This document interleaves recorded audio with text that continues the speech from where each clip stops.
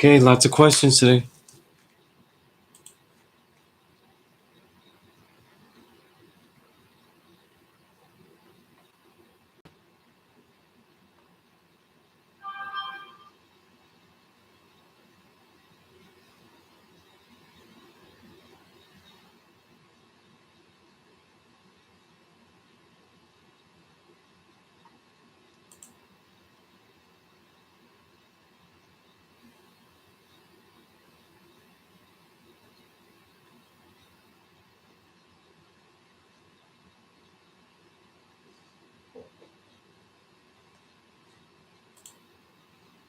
Peace, Bond Supreme. Again, anybody that I'm not familiar with, introduce yourself. Let me know if you have any questions. If you've been watching the last couple of classes or something, if you have any thoughts on them, whatever. So we get things going.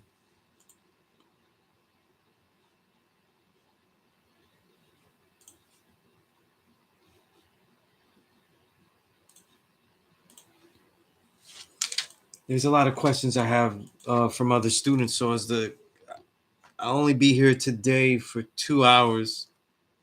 I'll explain that in a minute. But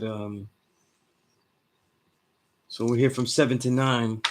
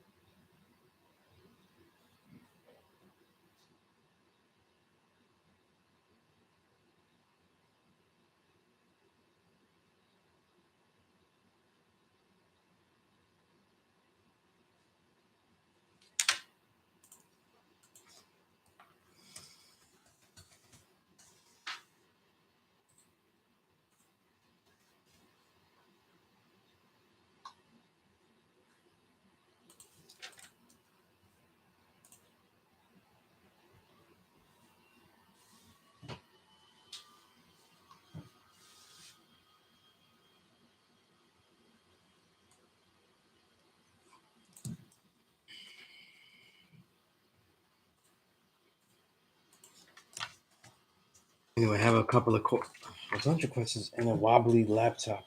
Stuff like that.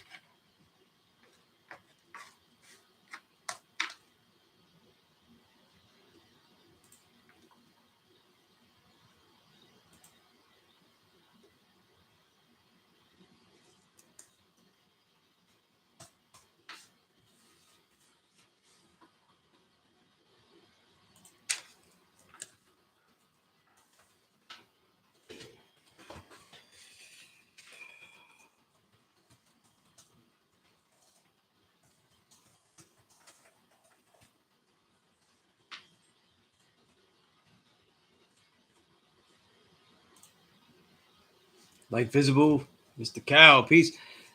Again, I'll be here till 9, so let me know all your questions and stuff like that. I have a lot of good questions I'll be answering later from things that students have texted me and emailed me. Class is ending. I can only do 7 to 9 today because I have a meeting at 9 regarding the 5% Media website. So I understand that website is getting a lot of looks. And so if you're very interested in writing, and you have ideas, builds about any subjects you would like to share, let me know. Right? The site is doing a lot better than I even knew it was, So that's very positive news.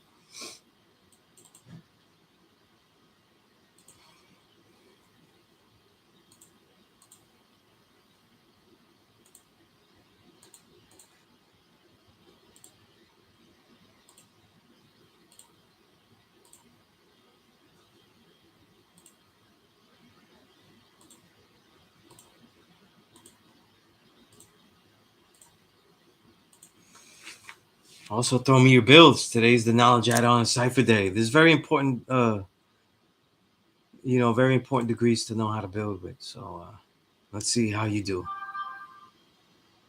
All right.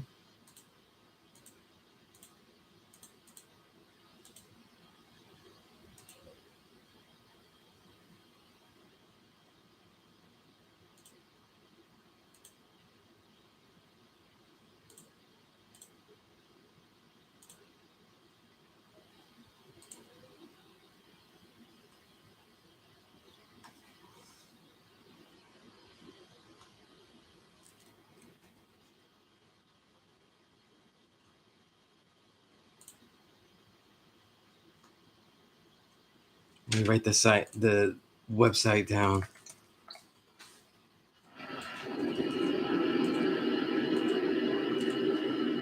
Malik, some of those questions I'm going to answer include yours, and I'll probably start with yours because they need some clarification. You know, um, in just the wording in them, but we'll go through it.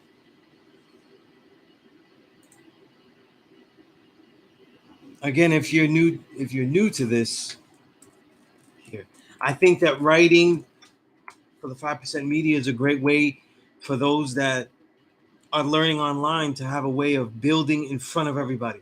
You know, the challenge of building in front of the world, um, digitally, is not the same, but it's a little bit. It could have some similarities. Certainly, a lot of positive effects, just like it would be if you had to build in front of a classroom and such like that. So, and if you want to write for the 5% media and you're not sure, let me know where you're at with degrees and what you would like to share. And, or if you don't have anything to write, but you want to write something, you need a topic or something like that. I could definitely, this is what I'm here for. Okay. Not just to edit and critique uh, a piece, but also get it from the starting belt out the gate.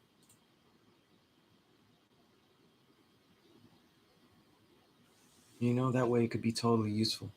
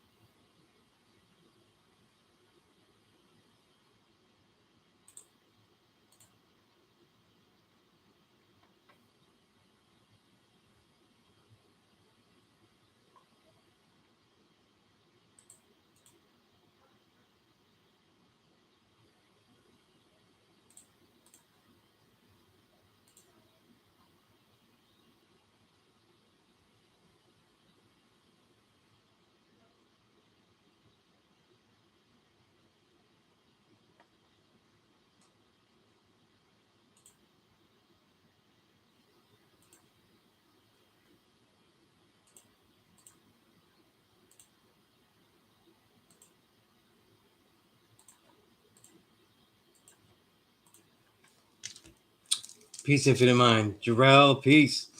793rd piece. Yeah, again, I was saying that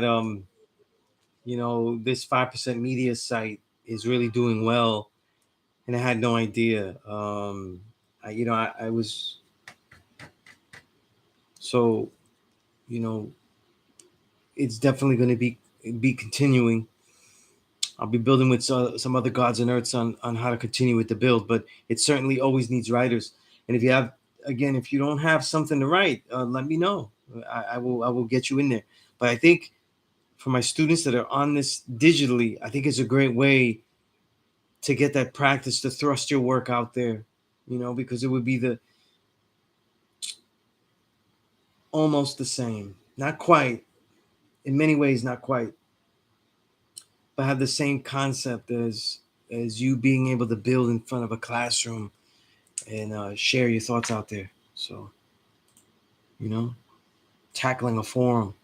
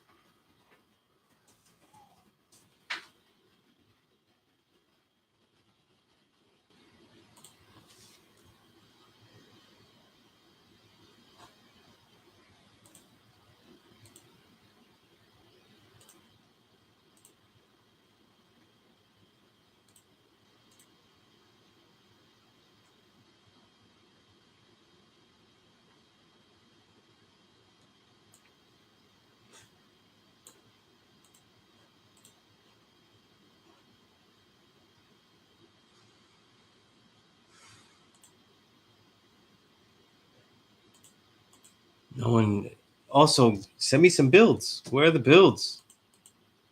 It's like I'm in a quiet classroom. It's nasty.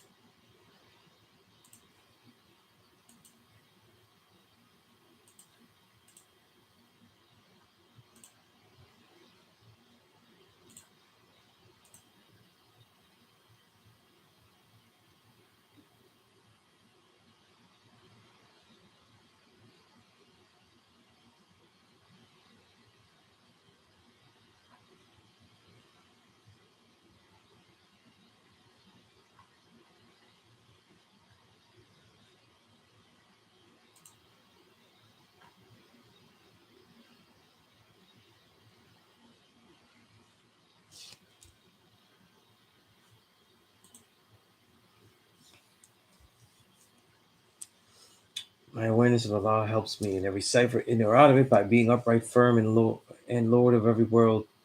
I know. Okay. Hmm. Hmm.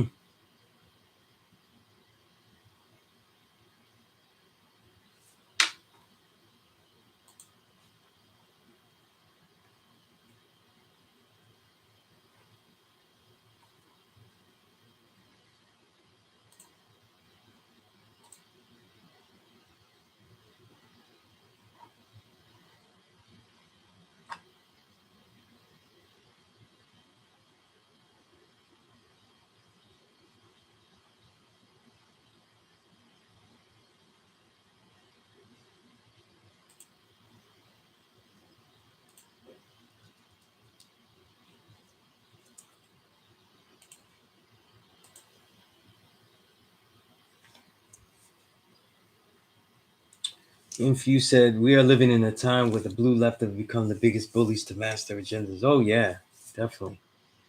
Yep, the blue dogs.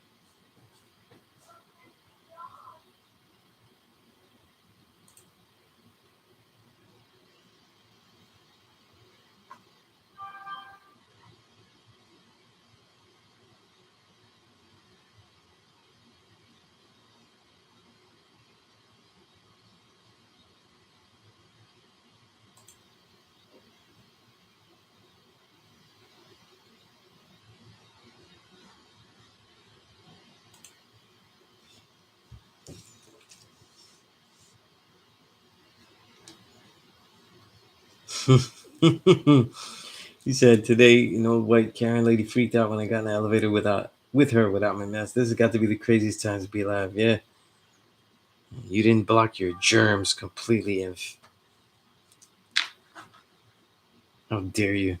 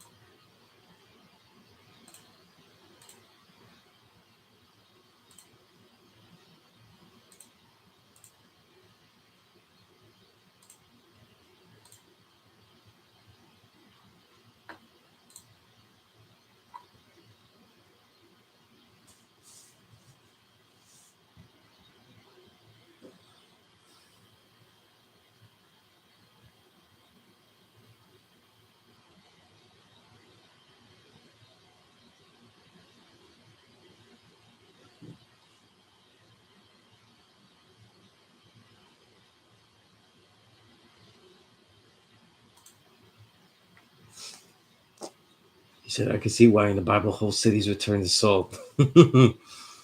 That's exactly what you said in your head, though. You turn this whole elevator to salt. Jarrell, you said knowledge cipher, all being born in knowledge, represents the completion of knowledge and its application in every strata of its implementation, physically, mentally, intrinsically, extrinsically. Hmm. Hmm. I don't know if that's incorrect. I don't know if that's incorrect. But I know it may not be the only way of looking at it. If we're dealing with mathematics, we're dealing with infinity, then that means that what completion of knowledge is there, right? You see how there's a problem with saying something like that, the completion of knowledge and its application. Well, it's really the application, not the can't complete the knowledge. Um, it also highlights that the mathematics are about particular concepts. A particular concept is being taken, an original thought, an original idea, original truth, an actual fact, right? So then, as we take it as it's being lived, which is really just the process of mathematics, you know what I'm saying? And as it goes through that process, it's really not completed, it's fulfilled. So it's a little bit different. The reason I say that is complete is because it's not ended. When you say knowledge add on a cipher, the reason you say knowledge add on a cipher is because whatever was fulfilled, born, right, isn't really left behind. It becomes included into that next level. There is no breaking points, and all of these degrees are just pauses, artificial pauses in our retrospective of them, not in our actual reality of them. So that's why I made that point. It seems like a very moot point, but it's very important. Yeah, that's a new mystery now. They could take away all the mandates and stuff because a lot of people are already programmed for it though. So it's crazy.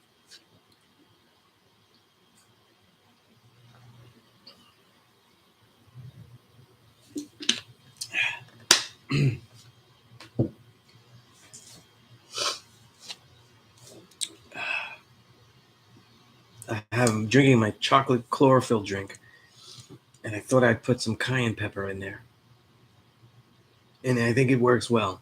It tastes really good, and like cayenne doesn't really change the flavor; it just gives a nice little burn at the end. It's really, really good.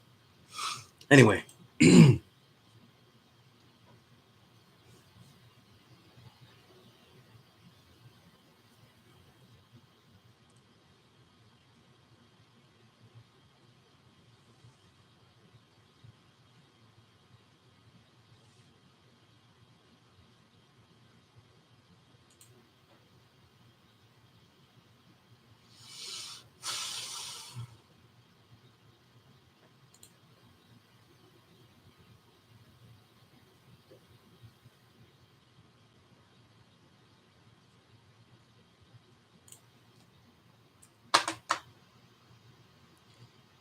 I think that one of the ways to get real application out of supreme mathematics, we're using the day's date to get concepts out of it, to extract concepts, to focus on concepts, and also practice when we get into double digit days, as we now are in again, to blend those principles together. As all, if all principles are right and exact, they all live blended together.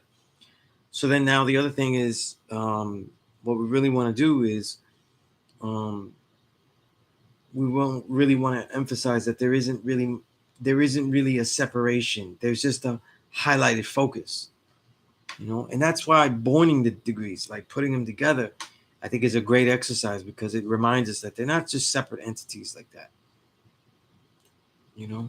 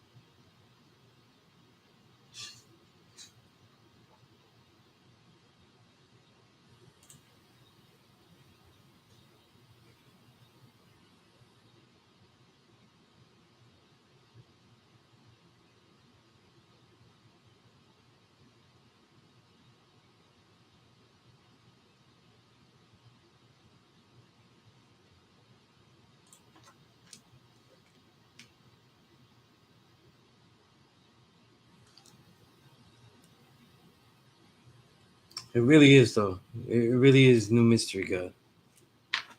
You know?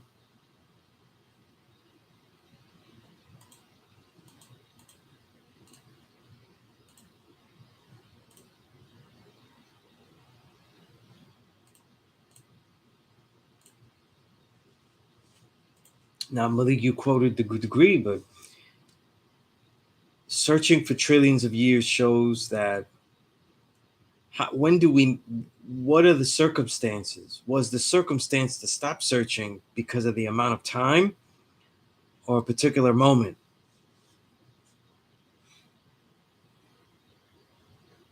Because if we're scientists, we're always looking for answers. We're always questioning the truth of the reality that we are dealing with. So it's always question. So if there is always questioning, then there's always searching. So what makes a particular search worthless or need of refocusing, right? It can only be that there is proof to the contrary, right? It's the only way. It's the only way that there is complete 100% verification of validity in that.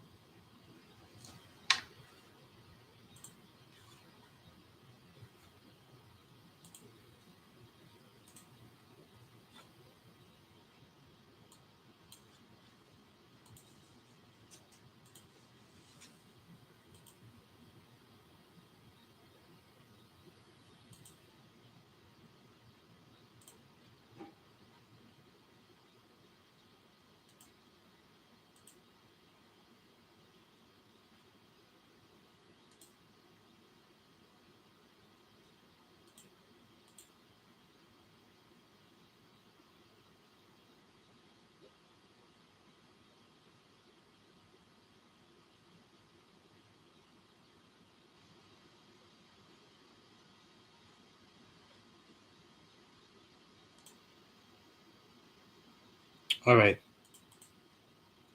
I'm not. Um, Malik, you said I would say evidence after not being able to find him, and we decided to look inward. Right, right. But see, Malik, look at this. The point that is the once they once you stop looking outside and then you start looking within, the search still is on. So that's not the that's not where the agreement lies, though. The search is still continuing. You see, the question is still being asked. Okay. The only guarantee is if there is proof. Is if there is proof to the contrary, proof whether of disproving or confirmation, right? So when you read the degrees, everything else has a slight tinge of assumption that you would make. The only guarantee is that they did find the true and living, or right, or they quit. But you cannot prove that they quit. See, the fact that we have the other lessons, the knowledge degree, right, the countless degrees that confirm the knowledge degree, and the thinking of that, like the knowledge degree in the 1 to 40, and so on and so forth, and much of the 30s and the 1 to 40, then that is the confirmation that they saw, right? Right. So when we look on how we knowledge add on the cipher, how we add on, right? That knowledge is whether you have fulfilled the reality of that particular idea, it's always going to lead to some other question. Okay. It has to. Okay. As a scientist, you always have more questions. I think that there's I'm not going to say misreading though, but this little assumption in the 10th degree that certain things are better left unsaid, and that's where the degrees, as a lot of them, because they're Muslim lessons, they're Muslim teachings. We use them as our lessons, but they're Muslim teachings as they were originally presented, and certainly a lot of the way that Elijah answered the questions. Um, it's almost the answers, the way that the answers are written, is has a religious tinge to it, though, right? Because they don't give you the proof. It's our job to get the proof, right?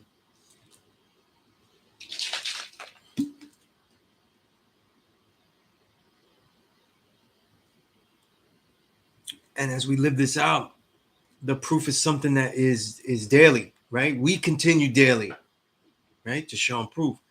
So that reality is that we're doing it all the time, right? Malik, I'm going to start with some of the questions you had, because since you're here, you could help me articulate it a little bit better. What I have from you, because you text me and it was a good question, but I felt like when I read it more and more, I was kind of assuming what you wanted answered, not knowing exactly what you want to answer. I'm going to try to rephrase it as I read it. You said that you remember me saying that the gods don't come around because of not a. I'm reading exactly what it says here. Don't come around because of not a description, not qualitative way of doing such, as in, i.e., equality is an equal exchange or measuring balance or equal equality. So how would one show God in our supreme in a practical way of such? The first sentence is a little bit awkward here. That I said, I'm trying to remember what I said, but obviously it was something I was saying that people didn't come around because they didn't build in a qualitative way. You know what I mean? Equal exchange, measuring balance, or equal quality. Um, I don't know if you could articulate what you were kind of getting at what I said, you know. But yeah, I'll keep going with the comments here, and then if you said a few ways to look at the 10th degree and the 1 to 40, internalize it, one, analyze the statement and look at it from the context of the authors, and then 3, scientific historical data. Yes. I'll skip to your second comment. Son of man is referenced here. Internalize it. See oneself as a son of man. Mm-hmm. What did the authors mean when they mentioned son of man scientifically? What is son of man historically? What does that title mean in history? Right. That's the real key to the title, though. You know what I mean? That's why I always said, rebirth of the mind. You know what I mean? The endless cycle that term has. Son of man, son becomes man, and man has son. It's really the power in the statement in that. But indeed, I'm not trying to get people to think about searching for a mystery God. What I'm trying to say is that knowledge add on the cipher, though, is a continuum. It isn't a finish and then a restart. You know, um, these are just points. You know, and the truth is that our search, right, doesn't really end. We're just not searching outside, but the reality of the scientists never ended. It just became more internal, and there were sufficient proofs that allowed that, and that's why the first degree says who is the original man and such answer, right? And that's why we have details proposed of what the original man does. He writes his history in advance, right? The knowledge degree and the 1 to 40, right? And all of the reality of that mindset in, for example, in the 30s, the most of the 30s, you know what I mean? Especially the high 30s, you know what I mean? Right? So that's what I mean, though. I'm just trying to give different perspectives of it. When we don't, we can have very religious answers, and it just becomes an opposite, just doing the same thing as what happened to the religious way of that got us in here in the first place. All right, this is G1. Peace to God. Oh, and good looking on the support. You know what I mean? I really appreciate that. You said in regards to the two books, Art of War, Art of Peace, why does it seem to be that the Art of War is more studied in favor of the Art of Peace? Shouldn't the Art of Peace be the one studied more nowadays? What are your thoughts? Well, yes and no. Art of War is a much older book. Art of Peace is technically contemporary literature. It's written by someone that was alive in the 20th century. So, Mori Shiba, who I think is the only martial artist that in the 20th century I could say could possibly equal to or greater than Bruce Lee. As far as impact, as far as skill, all these things. I'm not saying who's greater. I'm just saying, and also written, because Bruce Lee wrote incredible things. The Tao of Kung Fu's essential text. Everybody always reads Jeet Kune Do, and that's not even a thing. That's not. I don't think that's his greatest contribution. But I think primarily is because here's some reasons. Because it's a contemporary book, it's much newer. That's a big reason. I think in the 20th century, Bruce Lee is so much more popular that people don't know who Mori Shiba is. And in the 20th century, in the more popped out phase, people weren't really learning about the East. And that's why it was such a big deal when we learned about Bruce Lee. But really, the only things that came from the East were very recent. So people's learning of Buddhism and other things, what's his name? I don't think it's Shimuya Suzuki. But the first Buddhist I think that's him, that first started to go to San Francisco and things like that, and bringing Buddhism here. So Ushiba is later. He's recognized much more later, which ends up being now. So that's why. Also, too, because the Art of War is older, it is more subtle. It is more. I'll say this about the Art of War. It has a martial mind state that goes a little bit beyond just martial arts. So it can be taken and applied to many other things. And to me, erroneously or disgustingly, like fields of economics and things like that, as people write about them. But throughout its history as well, as we see the Thomas Cleary translations, where his books are thicker. His Art of War translations are real thick, not because he's translated more words or got more out of it. It's because he actually includes this really great read. It's one of my favorite books and my favorite translation of it. And it's also because of this. He adds commentaries throughout history. So the book is, is so much older. So the commentaries end up including all of these other generals, soldiers, martial philosophers, you know what I mean, that give their commentaries about each of the aphorisms and thoughts about it. So there's just been more written about it. So it has more time. You know what I'm saying? So time is really the key. I think the other thing is this, it's the concept of the book. I actually think that the Art of Peace, this is my personal thought. I'd like to see Infinite Mind weigh on this. You can get a lot out of it. If you understand the context, you have a great explanations and translation like Thomas Cleary, right? We also have a great explanation. We also have great translations for the Art of Peace, right? Maria Shiba's. But the difference is, it is much, once it's explained, the Art of War is very suitable for all peoples. I think, it is my personal thought, that the Art of Peace is most understood, meaning it has a special relevance to the actual martial artist,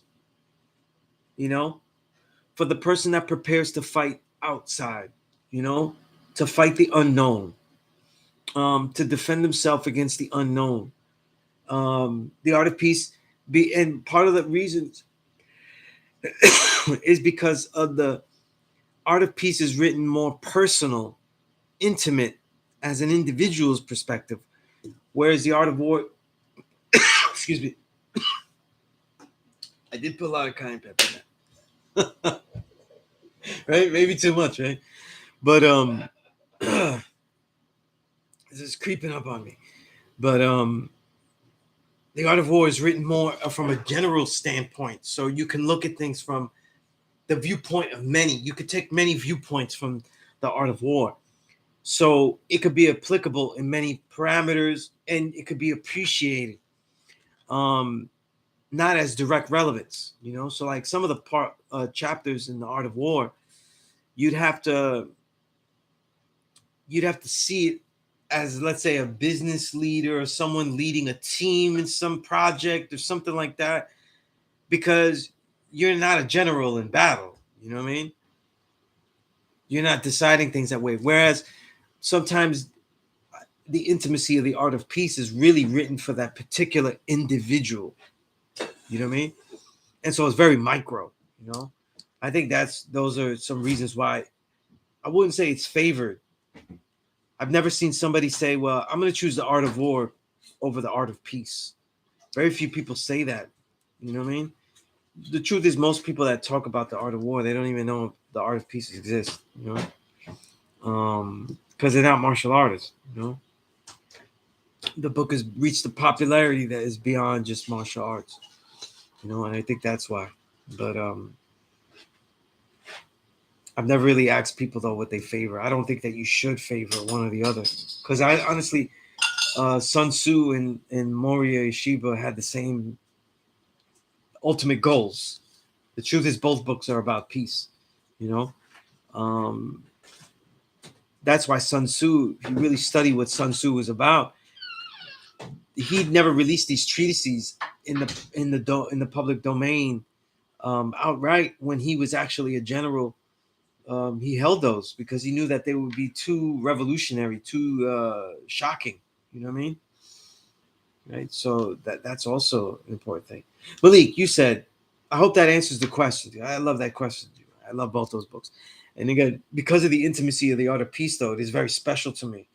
But the art of war also is very special to me. So it's since I always love putting things in a music thing, it's really like picking it's really like picking Marvin Gaye or Hector Lavoe. It's two different types of genres, right? But they're legendary in both and at the peak. Or it's like picking Cuban links or liquid swords. You know what I mean? Right? So I don't know. I don't know. One day I'm here, one day I'm there. You know what I mean? But so I don't.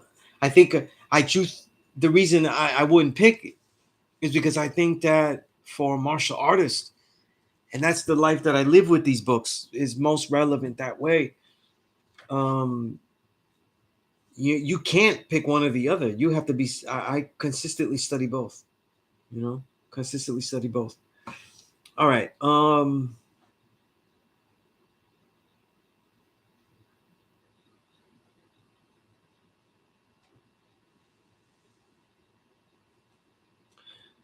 Okay, Malik. Let me try to explain what you were saying here. You're saying that I had said that gods don't come around on the God day.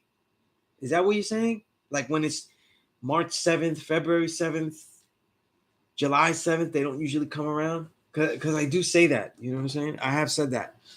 People don't really build well on the God degree. You know what I mean? They don't. You know? If I had to compare it to other degrees, though, I actually think it's the shittiest one that people build on. It's the most generic. It's the most, you know, uh, knowledge is often generic, right? So the reason I pick God over knowledge, as far as people's generally being generic, is because in my life as a teacher, I've heard the worst answers for that.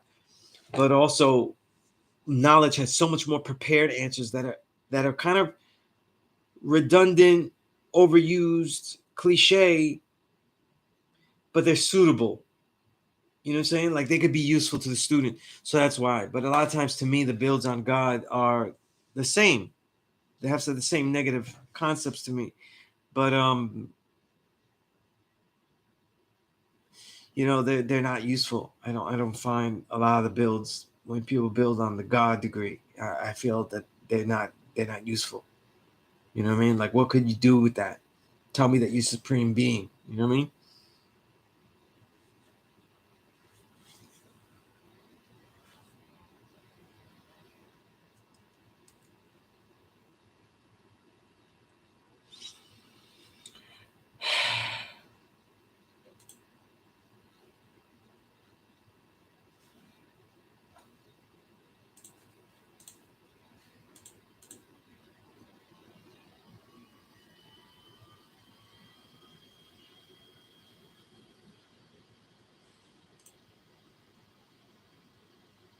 Yeah, that was okay. So I hope I answered the question. I didn't, I'm glad that you said that because I'm glad I asked because that wasn't really what I thought the question was. But if that was the question, that was why I said that. You know what I'm saying? Um, Let me read what else you had said.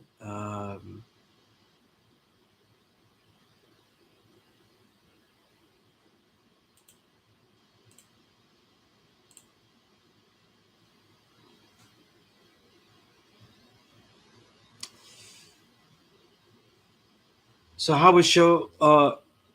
Okay, so then you were saying, so how would one show God in our supreme acts in a practical way of such? Well, the first thing you have to prove that you're the true living God with real science. I don't want to hear like I'm me and I really believe in myself and I don't want to believe in anything else. But then when you talk about, and I mean you rhetorically, not you, Malik, but then when you talk about yourself showing and proving the true living God, it's like it's as generic as you just shifted beliefs. I believe in myself, like that's not a build. You know what I'm saying? That's a shifting, you just shifted the belief. Which is cool. It probably would be more useful in reality. You know what I mean? But I'll give you an example. Because I'm a big fan. I think his music is great all the time.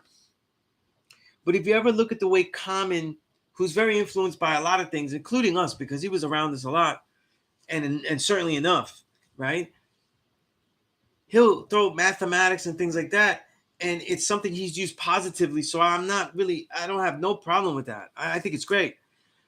But he uses it as a belief. I believe in me, because I can be the one, like I believe in me, that God is in me.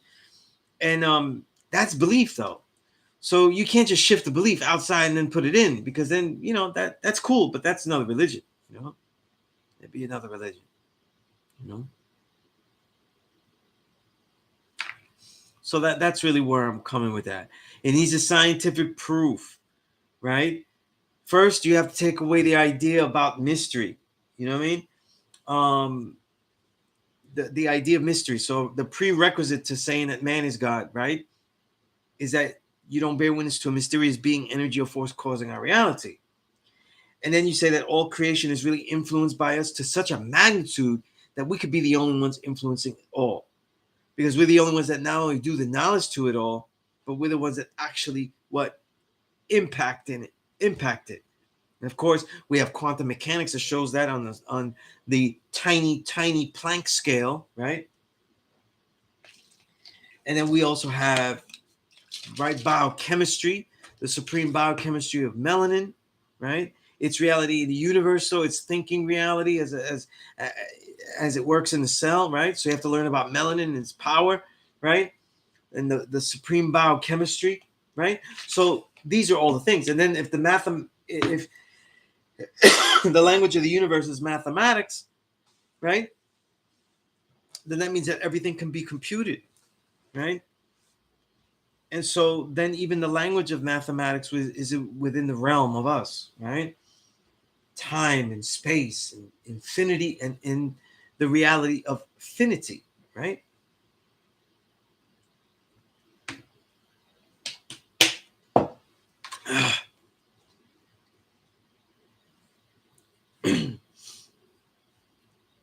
Yeah. This was a great idea of putting cayenne pepper in my chocolate chlorophyll drink. But because I love drinking. Why is it? It's this. I think it's this. I have a plug in here that's making everything blink like every 2 seconds. So I have to try to stabilize this thing. Okay, that ought to do it. And it hasn't because it's blinking still. Okay, it's okay. I know what it is now. Let's just unplug this. The plug I had charging my phone though was just right now. Now that's good. I don't want to mess up what we're doing here.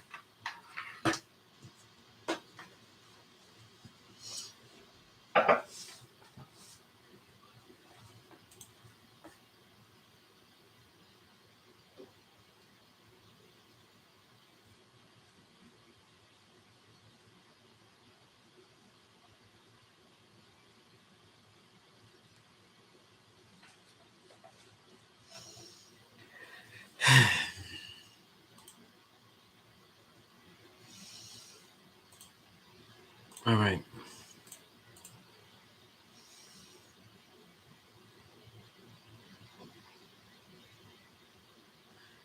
I forgot what day you sent me these because you said, was the trader in today's degree the same in 1 to 36? If so, what are the similarities and differences? What day did you give me this?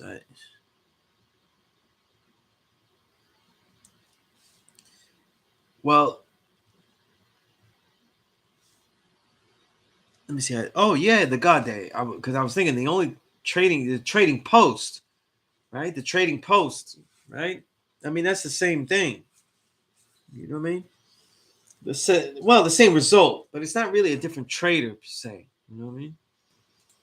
Right? Different forms of the trader, right?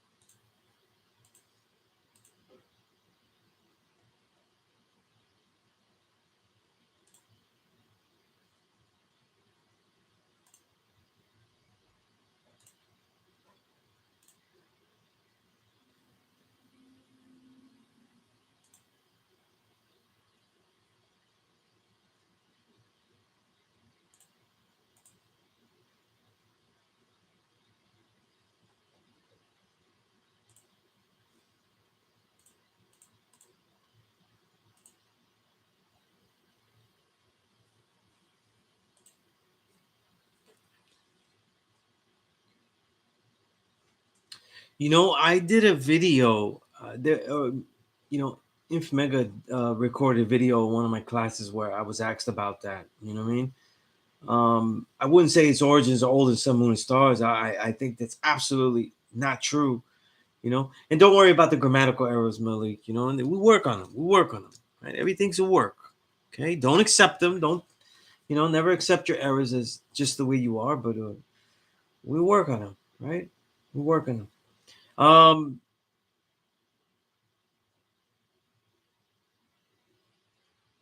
Things that are created by the original man though doesn't mean that they're older than Sun, Moon, and Stars. You know what I'm saying? I just released a book though. It's not older than the Sun, Moon, and Stars. I'm the children of God. You know what I mean? So no, that's not how it works. Okay, you know what I mean? And the reason I say that is because concepts in Santeria Yoruba, those are spiritualities though. These are all mutations of the knowledge. You know what I'm saying? Passed down, extracted, and there's a thing.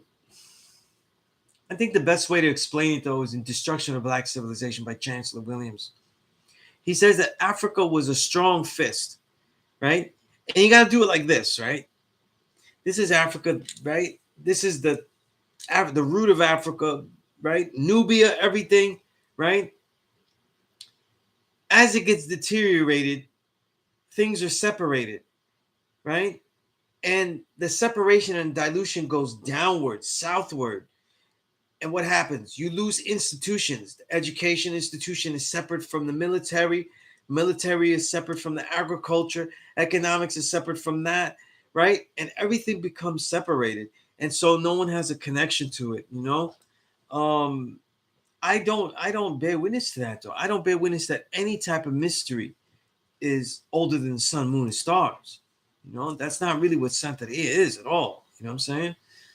Is an attribution of the powers of nature to certain to yeah, and also almost anthropomorphizing them. You know what I'm saying?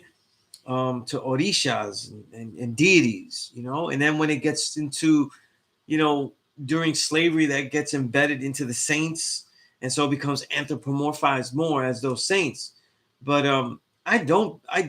To me, that's all mystery. That's absolutely mystery. You know what I'm saying? Um, if I was to be clear about that, you know what I mean? I don't, you know? And our ancient civilizations, right? Let's talk about our ancient civilizations. They cannot be understood unless you understand that they were built mathematically and scientifically. You're not going in, no one's going in there. And I mean you rhetorically when I say that. I don't mean you, Freedom. No one's going in there and thinking, I feel this way. And so these buildings will come up in such a way that no one has ever done before. You know what I mean? Right?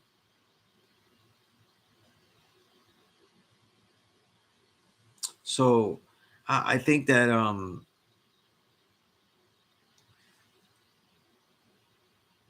we are not going to get an appreciation of our ancient history if we don't take the mystery out of our ancient history.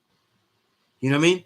One of the reasons I think that a lot of African studies, we had this black books phase, and you got Chakanta Diop, you had all these books that circulated and stuff. But today, nearly all of the consciousness that goes back into ancient Africa, and I mean everything in ancient Africa, is always about some spirituality, finding different mystery gods. And I don't think that's not the answer. You know what I'm saying? It's never been the answer. And so a question like that is really what people think. You know what I mean? As if that was the foundation into how any of these civilizations were built, was thinking of like different mystery.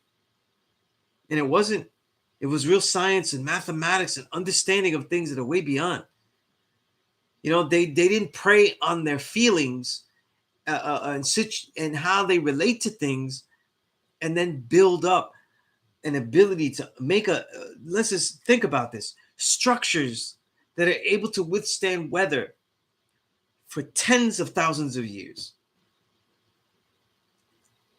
That's not feelings. That's not, you know, I feel like Odisha. I have a Ochun flavor, you know, and all this and that is, I've seen it. I've seen it. I personally don't really have much respect for it. You know what I mean? I think, like most religions, it leads to the arts very beautifully, just like Christianity leads to great gospel soul and all that. Santeria leads to great salsa, son, and all these other things, rumba, and all of that. Because it's all feelings, though. It's all manifested feelings, though. But no one has proven the ability to create an entire society of civilization. And if you're gonna, and every time I say something like that, people have it in their head. Oh, that's white man stuff. No, I'm talking about civilization. We created civilization down in South America, down throughout the Caribbean, throughout North America, the indigenous. Show me where the religion of feelings to things was the foundation of building all of these things. And they can't do it. They can't do it. They keep trying to show some king's head and say, oh, he believed in this and that, and that's how this was built. That wasn't built that way. Some king didn't go, you know what? I feel like, oh, we should have all these buildings here. You will do as I say. And it just magically appears. No, it was actual thought process. right? Thought process, mathematics, engineering of a high level, one that we haven't been able to comprehend. That's why you don't see pyramids downtown. We go down to downtown Manhattan. No, we don't go to 34th Street and say, "Oh, look, there's MSG." There's and there's a pyramid there. You know what I mean? We only find cheesy pyramids like in Atlanta, though, and mystery gods and shit, right? So this is what it is.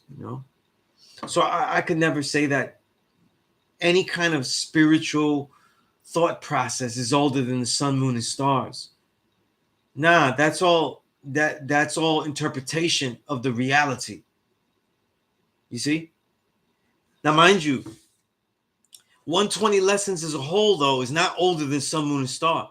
That's an interpretation of a reality filled with a lot of true reality, but it's an interpretation of that reality, and we analyze it. That's not older than the sun, moon, and stars. What is older than the sun, moon, and stars is the truth of the teachings inside those teachings, inside those lessons. That the original man is God, that the original woman is the earth as we analyze it, right? The things that have happened, But no, I'll give zero. I'll give no religion that emphasis and say they're older than the sun, moon, and stars. The original man is the older than the sun, moon, and stars. Nothing else. All right, Mr. G1, you said appreciate to add on to my earlier question. All right. Here's another one. Which 20 years in hip hop? 79 to 2001-ish or 2002 to 2022? How do you see those two periods other than then and now? Oh my goodness. Here's why. There's a lot of disgustingness in the second period. And there's a lot of rawness in the first. So a lot of the early music in hip hop, you would have to go back further. It's not really 79 to 2000, right? It really would go back a little earlier. There's a lot of horrible records that were made in the beginning of hip hop. You know what I mean? People were being exploited, records were being made, but then, it eventually blew up. I would say this, though. I could never talk about 2002 all the way to 2022. When I write my books and I say that I consider the 2000s the dark ages and I consider the 2010s onward to today the invisible renaissance, these time periods are so different to me as I have lived them and covered them that I can never put them together like that. Why? Because even the great underground of the 2000s, the great music that came out, was very, very impacted by record labels, even though independent records started to come out, because you had independent record labels. Independent record labels is a different thing than what we see today. So we see greats of today that are burgeoning like Ras Fresco, or we see others that have done it for, Napoleon the Legend releasing records. This is different than an independent artist like Don Pacino or Cormega, who really two of the first to release independent records in the 2000s. So Don Pacino is a great example from Kill Army. His records released now are totally different than the way he would have released them back then. And I'm talking about the sound of the music. I'm talking about the experience, the work to get them out there, and what an independent label was then and now. You know what I'm saying? It's much different. So I can't really put those things together like that. To me, it's the brackets are much smaller. The 70s are a developmental period, so there's a lot of bad music in the beginning. You know what I mean? What's amazing about hip hop is that when the music gets good, it's unlike other genres. The music gets good, and you see peaks that are monumental throughout, not just the particular player peak. Like, for example, the beginning of jazz, there aren't monumental albums in the very beginning. There are monumental compositions But hip hop, by in a very short period, we have albums that are made in a very short period, and we say from 80. Really, I'm not even gonna count Run DMC.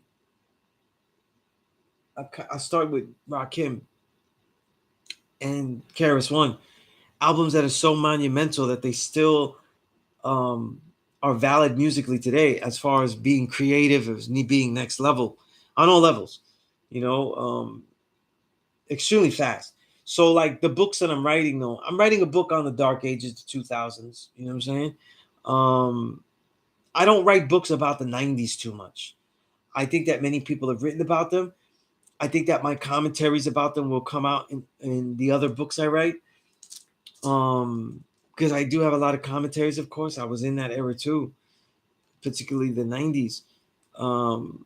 But I felt like there's so much written about it that I would just be nitpicking things that I see wrong.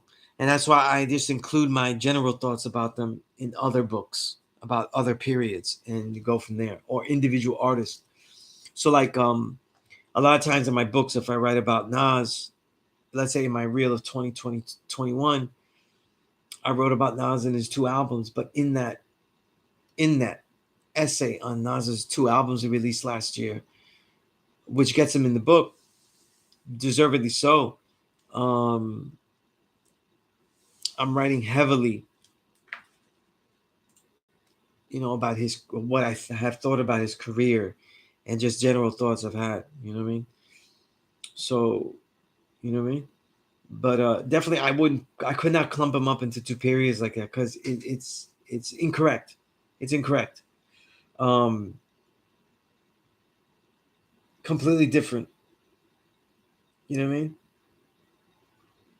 Because remember, the 2000s doesn't really have the internet impact, and certainly social media. And you couldn't make a record from start to finish and actually have that product or that digital product to give out until the 2010s. You know, even when you see people sell vinyl and stuff like that, it's a much different process than before. Much different. You know what I mean?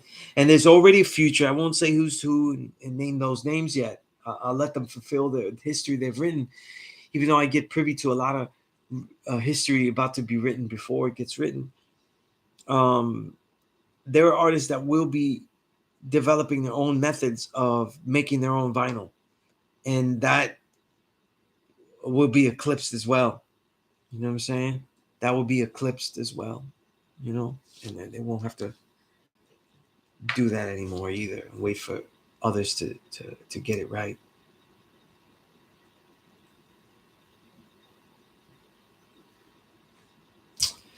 I don't know who Nine Bar is though, but you're commenting here like with emojis and all that and stuff. Not really what I do in the classroom here, okay? Um so if you're interested in really being like a student here and stuff like that, put some words down here. You know what I mean?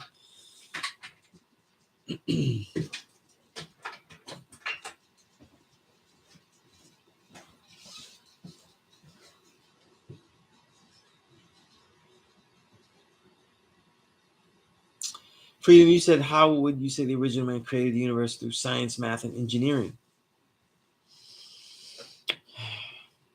Isn't the mind is everything that the mind creates is engineering, right? So the quantum mind, the mind at the smallest level is engineering. The difference is the making the choice between matter and energy, and how that would manifest though is the first engineering. How the thought decides matter versus energy is the first engineering. You see? When it is precise and calculated, you have the first mathematics. And when it can be done again and understood, then you have the beginnings of science, right? So that this is it. I gave a really, really short answer there for something that sounds like a big answer. 7 there, you said lack of outlets and literal accountability in the former. Yeah, yeah, yeah.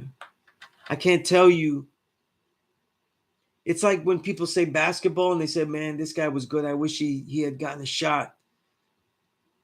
I have lived I have lived 20 years of seeing so many guys, especially from the 90s into through the 2000s, that I knew were better. And I don't mean like, the way people say it, like, oh, he's better, but he would be boring anyway. He's better MC, but he's boring. And I don't mean that. You know what I mean? I don't mean that, because people that love their pop rappers always think that, yeah, Jay-Z's not the best, but everybody else is more boring.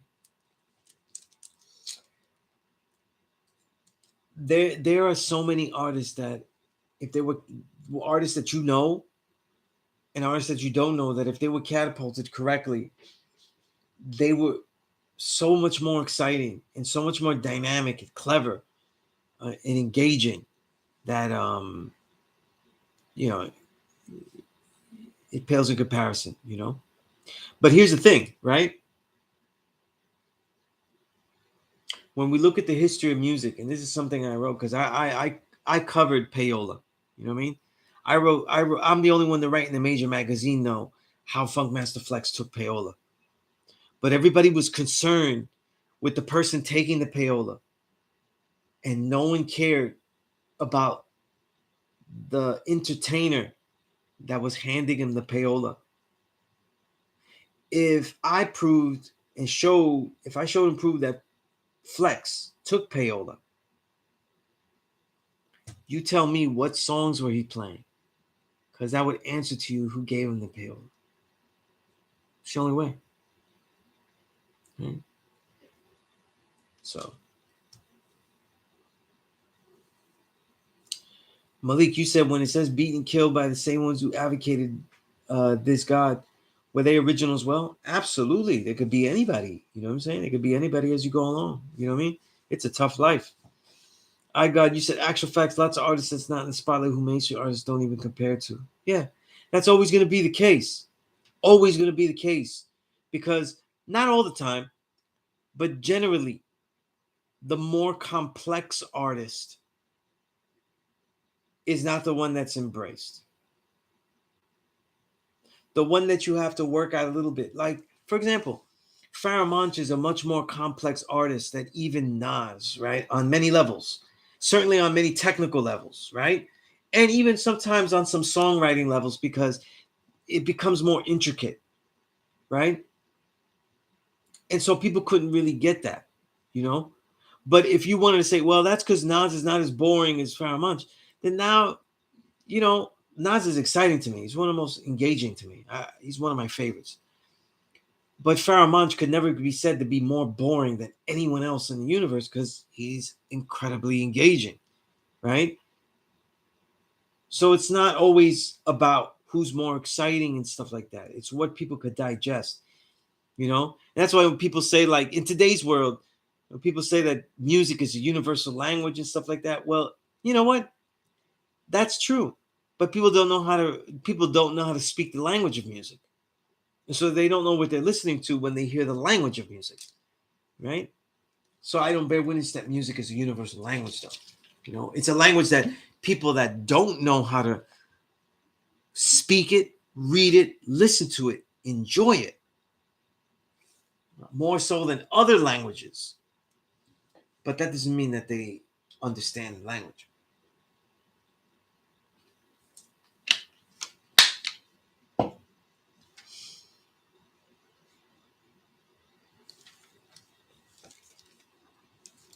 Can someone who's a bank robber, who's assaulted a woman or sell drugs, be a part of the NG? Well, here's the last part, right? You said bank robber, assault a woman, or sell drugs. I think that none of these per se keep you from having a knowledge of yourself and being the true living God. I want to read you something. Since we weren't talking about this, but the Dhammapada has a passage. Let me see if I can open the Dhammapada.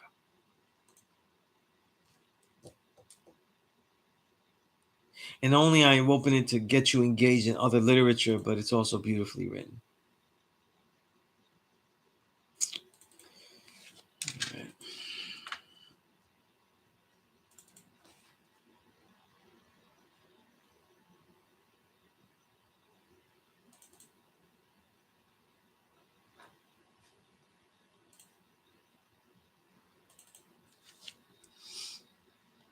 Just give me a moment here. I'm opening this thing here.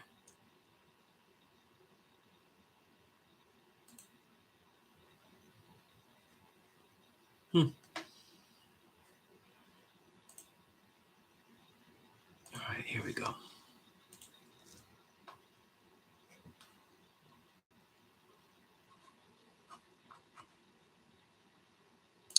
I think it's in the 23rd Sutra. Let me see if I have it correct.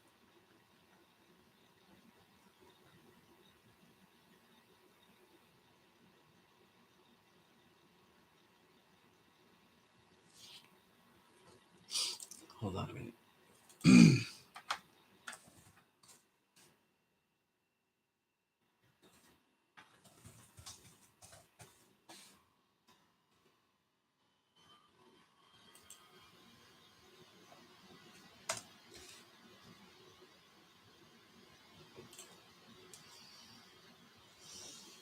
No, the 21st Sutra. Excuse me.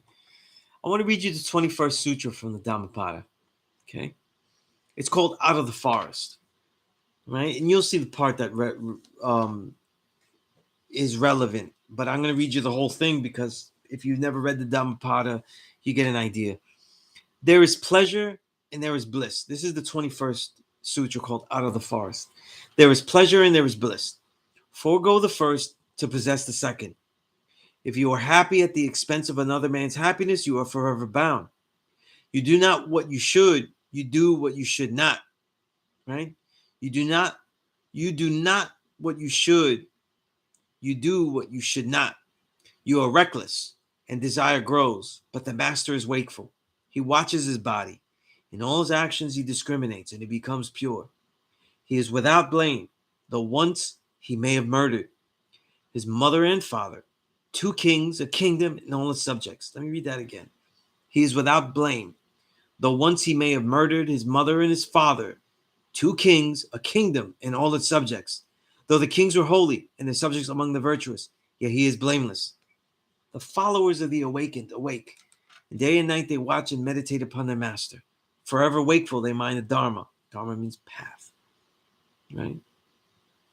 The way. They know their brothers on the way. They understand the mystery of the body. They find joy in all beings. They delight in meditation. It is hard to live in the world and hard to live out of it. It is hard to be among the many, and for the wanderer, how long is the road wandering through many lives? Let him rest. Let him not suffer. Let him not fall into suffering. If he is a good man, a man of faith, honored and prosperous, wherever he goes, he is welcome. Like the Himalayas, good men shine from afar, but bad men move unseen, like arrows in the night. Sit, rest, work, alone with yourself, never weary, on the edge of the forest, live joyfully, without desire. That passage has a statement there that's very powerful.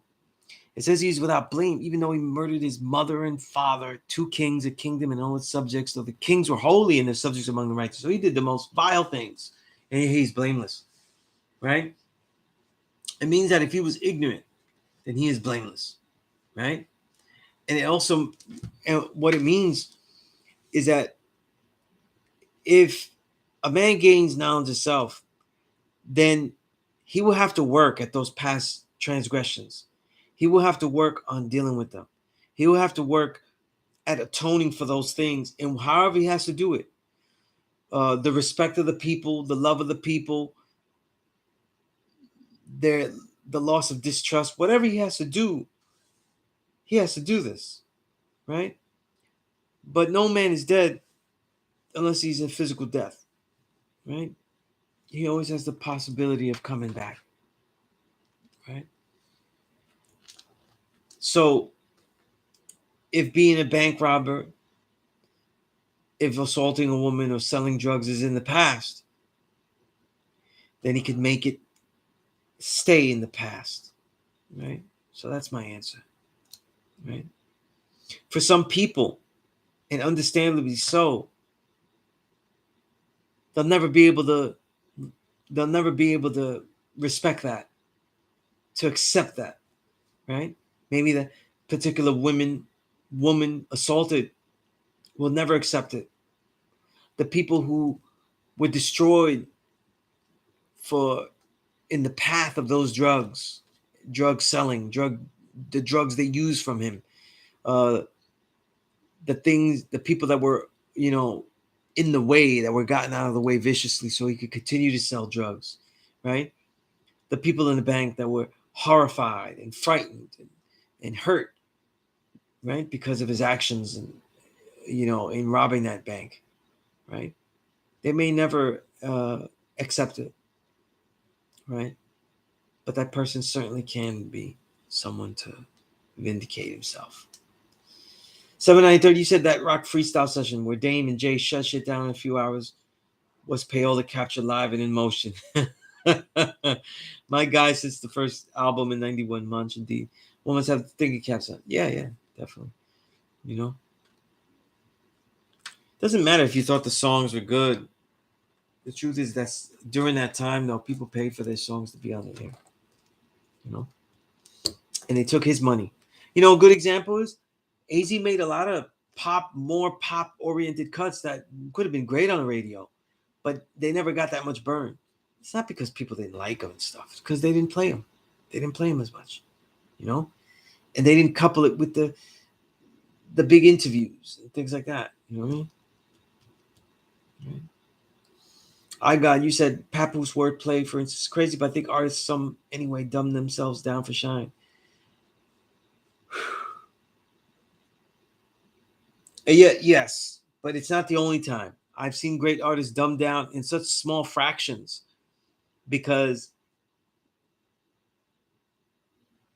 they're trying to make a career out of it. You know what I mean?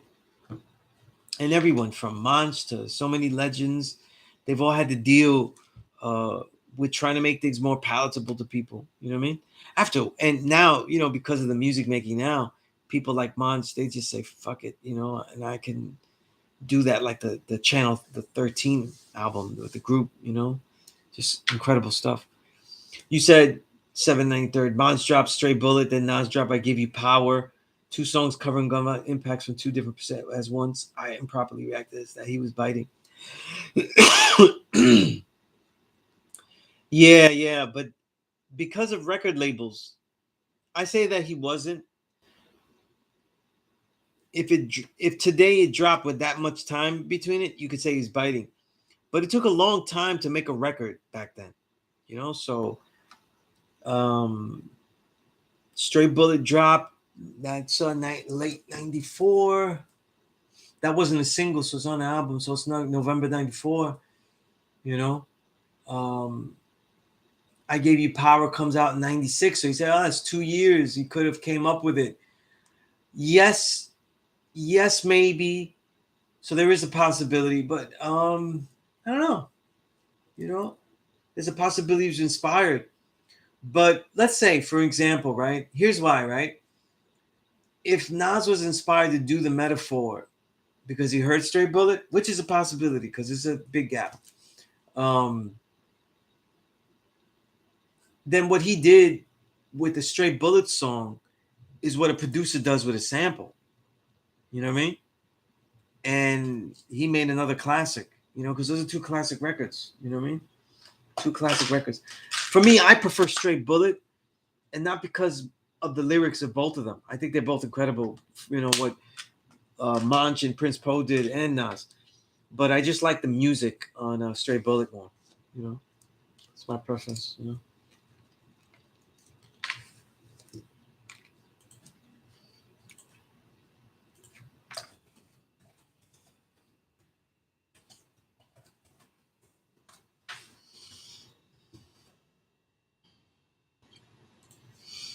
The Organized Confusion catalog is probably one of the most underrated catalogs of all time. And I see a lot of memes. They always go, "What's the greatest 3 album run?"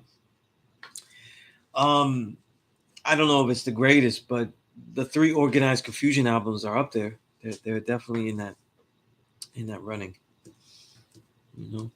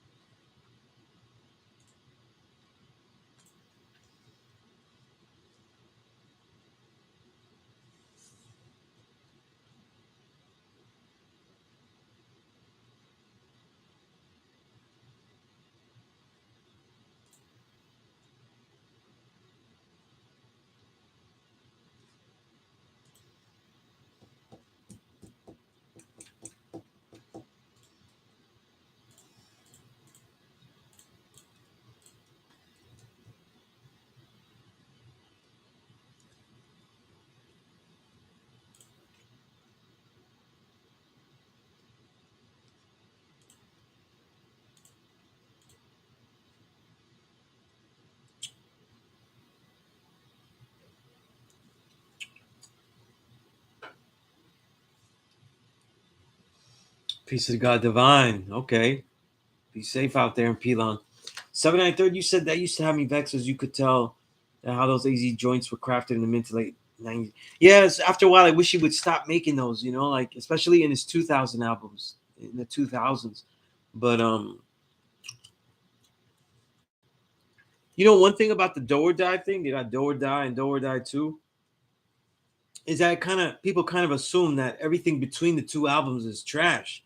And it's a great catalog. He has a great catalog, a great career. You know what I mean? Self I build. You said being self-aware gives me a better gauge to measure if the people and places I come in contact with are of benefit to me. This is why I make every effort to stay rooted and secure in myself. That way I won't be enticed nor swayed into BS. So you said Big L told Joe Crack that it took him months, if not a whole year, to put out Ebonics together. Teach from your unique experience, G. Same turn straight build. In fact, the whole album finally has. It's just due getting this was approval. Yeah, yeah. Pieces of a Man. Yeah, the second album was great. All right, let me go back into some of these questions.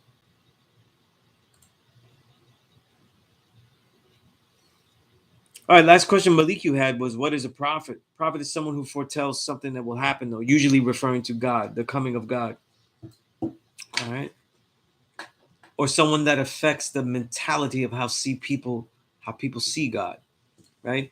Because then Shakyamuni Buddha, with Buddhism, it wouldn't be that definition I gave wouldn't be the case, because he didn't foresee the coming of God.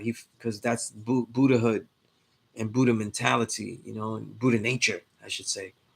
It's about everybody having Buddha nature. Buddhism doesn't have a God, you know.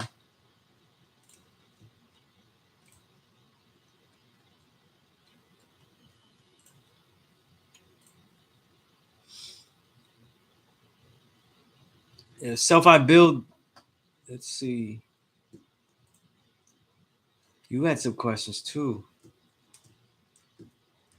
I never finished answering. So I'm only here until 9 o'clock because I have a meeting with 5% Media on the Zoom, so I won't be able to be here longer. Um, let me. So I definitely want to answer. I have some great questions from the God O, but I want to finish your self I build. You said when you fast for 1 day versus 3 and beyond, is the way you break the fast different for a first day versus 3 day versus 7 day?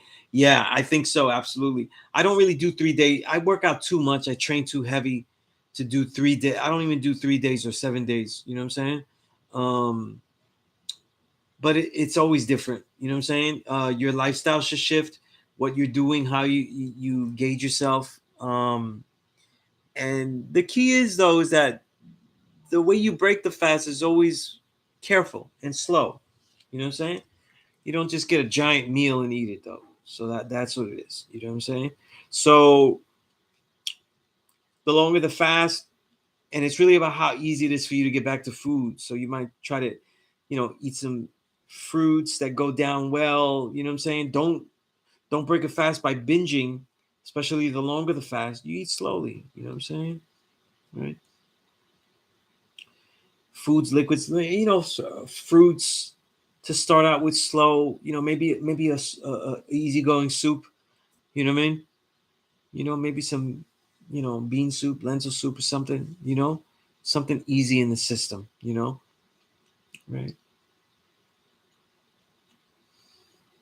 I think the activities that you would partake in while fasting for 3 days or more, I mean, it would eliminate some of them. I wouldn't do no heavy weightlifting, like things like that. But the deeper you get into the fast, the more you want to gauge your energy levels. All right. Gauge your energy levels. Make sure that you're sharp. Make sure that you're not getting woozy. You're not losing your energy. And that's really the key here. You know what I'm saying? Right. And that extra energy is basically breathing techniques. You're going to have to learn how to calm yourself and breathe deeply and calm down. These are the times when you have that extra energy. Realize that you're going to need that extra energy because you won't have it. Okay. All right. You may not have it later as the fast goes deeper. Um, you said besides the discipline, what are some of the personal benefits you got from fasting? Clearing out the body, really. You know what I'm saying? Really clearing out the body. So anytime I feel like I'm eating the proper meals and the proper amounts, but it's just not, I'm feeling full all the time, things like that, then that's when I recommend going. Intermittent fasting is just as beneficial. It can be if you're training heavy as myself. So eating one meal a day could be handy if you just don't have time to eat the meal carefully, right? Juice fasting is useful because you could train heavy and still, get some protein, get some protein powders and things like that. You know what I'm saying? You could be more creative with the fast. Intermittent fasting is usually what I end up doing. There's always blocks of time. So like my last meal I ate today was at, what time is that? 10 o'clock. So I've been fasting since I finished by 10 o'clock or 10:30 or something like that. So I will end up eating tomorrow, like after I train. So it might be 12 or something. I don't know. You know what I mean? So that becomes like a long intermittent fast.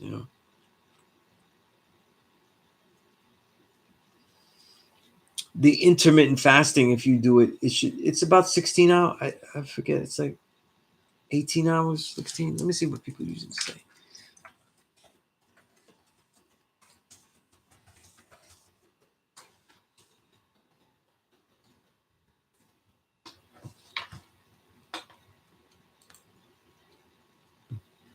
Usually about 14 to 18. Trying to think for myself how it feels.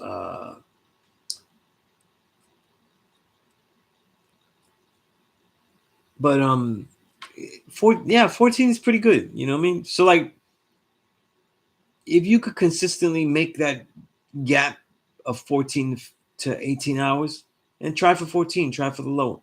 That'll really help. You know what I'm saying? Especially if you do your intermittent fasting where um, it's keeping you from eating a long time before you go to bed. You know what I'm saying? And if you get good at it, you could train and work out before you eat. So you got, every now and then practice. Sometimes you can't do it, or you want the benefits of eating before you train. But doing a fasted workout while you're intermittent fasting can be very useful too. Right? Let's see what else we got here.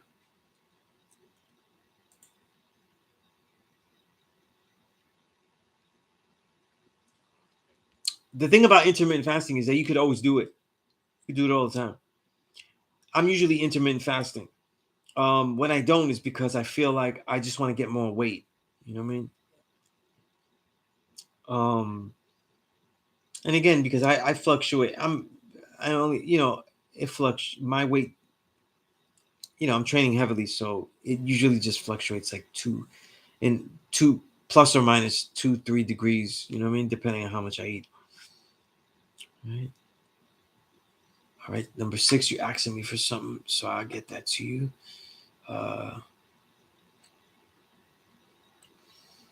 There was a plus lesson that I explain how I keep notes about books. You know what I'm saying? Particularly though, as far as what I use, um, most of the books I'm keeping notes of them in my journals, and I have a list of all the books I've read. So what I do is on that list of books I read for that year, I write the number of the journal that I wrote about that book in. So I can always go to by looking at that list. You know what I mean? And in the journal, I have a little contents. It has all of the page. It has a list of the pages um, where I've written about certain books. You know what I mean? So my journals always end with like a table of contents of some sorts. You know,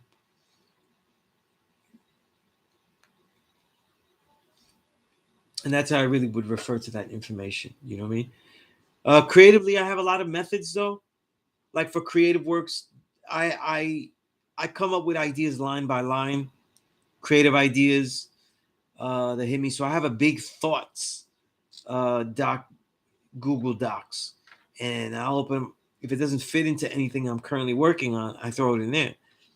If I want to write a new piece and I don't really have something to start it, I go in there for ideas because they're my ideas I haven't used yet.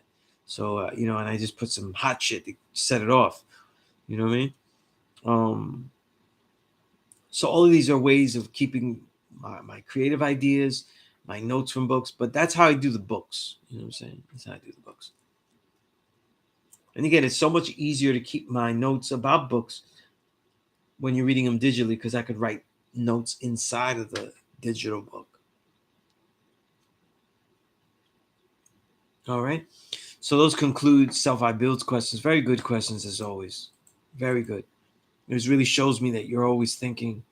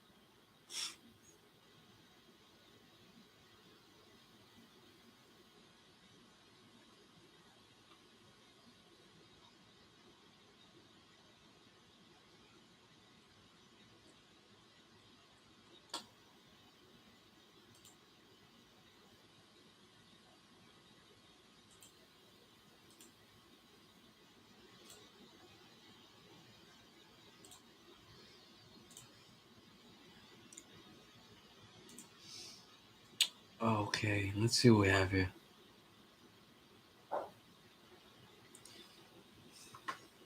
Why is it jumping back like that? Okay.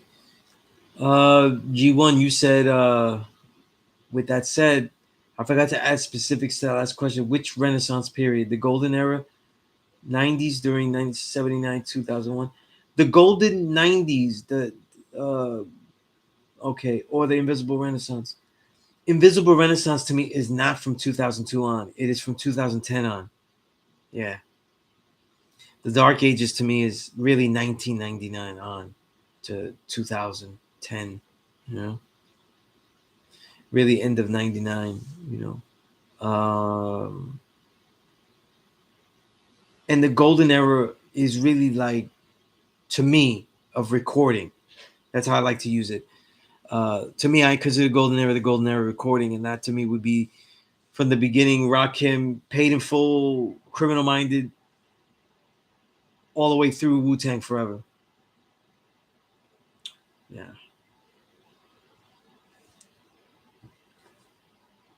It's funny because it's, March 9th was yesterday. It's really Biggie's second album that really spells the beginning of the Dark Ages, like the roots of it. You know? There's no way around it. I don't care how much you like Life After Death. You know? Yeah, so I named the era the Invisible Renaissance from 2010 onward. And I named the 2000s the Dark Ages, that entire decade. 7930, you said that's normal to me. Intermittent 4279 due to mad hours of basically one meal a day with training every other day. Oh, it's good. It's good. That's good consistency. Building to be born, so probably can add more knowledge to cipher. Keeping the foundation right and exact, ever growing. Yes. That's P.E.A.C.E. Self I build. Always, yeah, because then I forget because I can't really send you those plus lessons, but the 2+ lessons, I'll send you.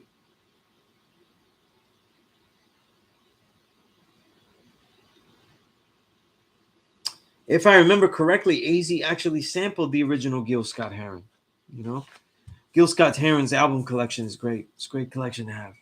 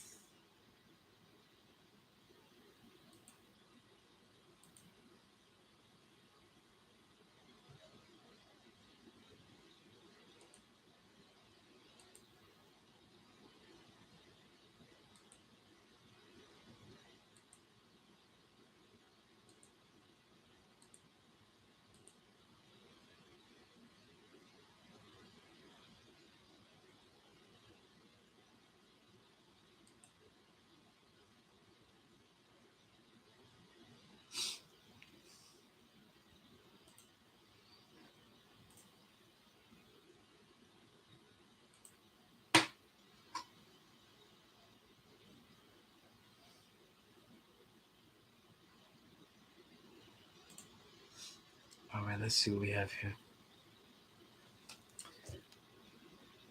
7 definitely 99 is used to listen to stretch of shows in the early millennium where Omega and Tragedy were Gary Gilly guests spitting hours upon hours of their pain and forgotten overlooked music. In terms of the beginning of the dark ages when downloading became a thing post Napster. Those aren't really why it became dark ages though. The download, the LimeWire, Napster, that's not really why it became the dark ages though. Media has more to do with that, labels have more to do with that. They did it to the music. It wasn't really the downloading that did that. You know?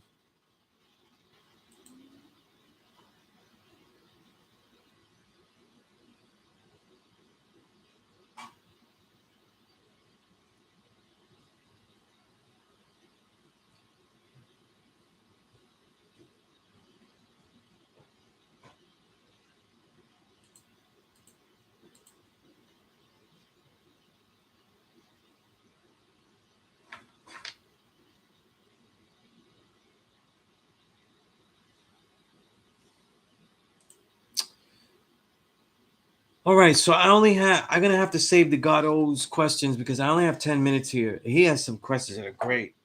Um, so I want to leave it up to anyone that has any questions here.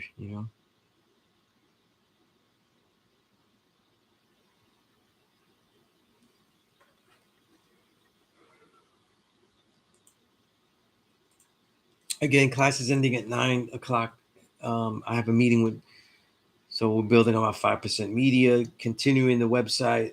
It is doing very well, even though we could always use more writers. So anybody want to write about things. And by the way, we talk about hip hop. If you want to write about hip hop, you know what I mean, and things like that, please let me know. You know what I'm saying? Um, yeah, the Core Mega Pun snippet. Wow, you took me back there.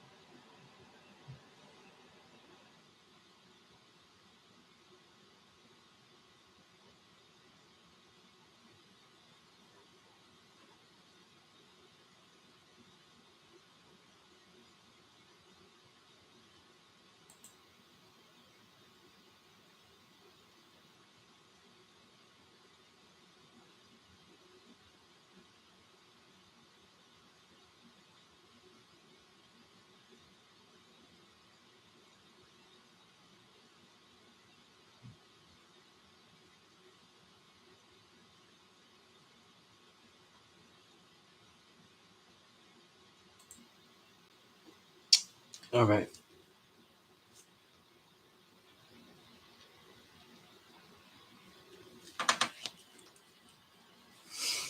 Oh, that's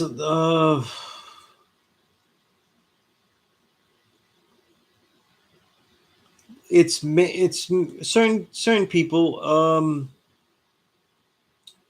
They're just as it was very personal. For me, a lot of it. To me, I thought the Wu-Tang sound was very very vital, and it didn't get this acceptance to the general populace as much. But for me, that sound continued with Bronze Nazareth. You know what I mean? The things that he was saying, his lyricism was on another level, and that was clues. But once the 2010 started, it wasn't just his work and others, but um, I would definitely say what Doug Down was doing, specifically Sean Price. To me, he's the superstar of the 2010s, the greatest superstar. what he was doing was next level. Um, Rock Marciano, you know what I mean? What he was doing production wise, um, particularly Ka, what he did lyrically and musically. I mean, Ka is really the MF Doom of the 2010s, you know? And then also add their other producers because they define a sound with greater sampling. They reinvigorate sampling, which is the core, like Alchemist, you know what I mean? Along with Marcy and along with Ka. These are instrumental, you know what I mean? Instrumental. And then really just the flood of excellence, new excellence, all at the same time, you know, Broken Home with Spit Gems and FU and all these people, Starvin' B, Shazzer York. Really, hip hop is always going to be resurrected through New York. The shit could be great everywhere else, though. But if New York sucks, it doesn't matter. You know what I'm saying? It doesn't matter. You know. But the thing was is that in this, what resurrected it, there's greatness in all the major cities. You know what I mean? We could say what made it consistent is certain juggernauts, people that become cornerstones, like how people that were already dope became legendary, incredible. Sean Price is one, right? Um, Obviously, Rock and Ka are others in different ways, right? Because they were out, but not as great. Who am I thinking of? I just forgot his name.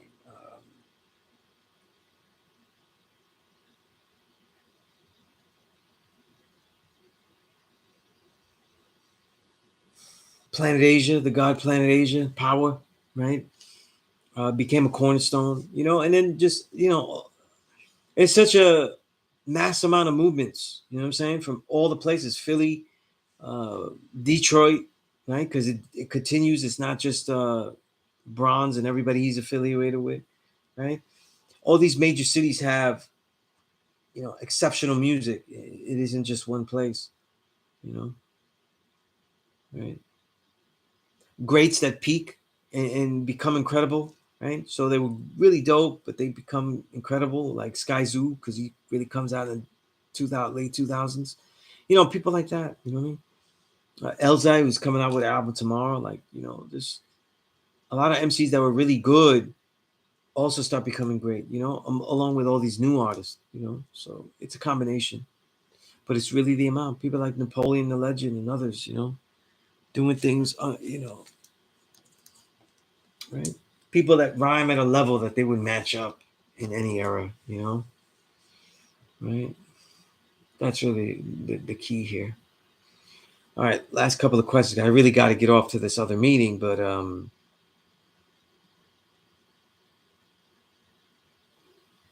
all right.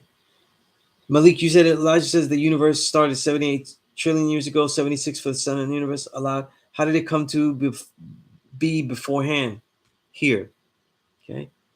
Remember, everything's just a manifestation of the mind, though. So whatever you see is what the mind saw. So what did the mind see before? Right? That's it. That's the answer. You know. Right? All right. That's right. Lyricist Lounge. Right. Lyricist Lounge was important more in the 2000s, though. You know what I mean? Because it's still a record label. Trust me, it is still a record label. So a lot of the bullshit that record labels have, they, you know, not the Lyricist Lounge, but their Lyricist Lounge albums were on the Raucous, though. You know what I mean? So like they're still dealing with labels, real labels. You know what I mean? Okay. All right. With that said, I got about 2 minutes to 9 o'clock, so I got to get ready, get link up in this other meeting. So if anything, people email me, contact me. Self I build, definitely remind you there's 2+ lessons I need to get you. And again, anyone else that really wants to be a student with me, interact with me, throwing emojis on here is definitely the bullshit way to deal with me. Not you, LT. You know, this guy 9 bars. You know, it's cool, but you know, it's not really the way.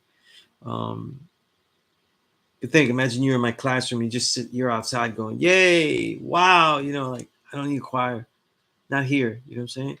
if you want to support me like a choir, or you want to support me like that, like it's hip hop or something like that. But I got books that could be bought, things like that. Shows that could be watched, right? But here we're here to build. We're here to build and learn and build and get things going. So with that said, I'm gonna let everybody go. I'm gonna get into this other Zoom meeting I have to get on now. So until next week, again, classes are still held here because of family health matter I'm dealing with. Not my health matter, but a family member. So hopefully I'll be at the school by as soon as I can, but it's not there yet. All right. So with that, peace.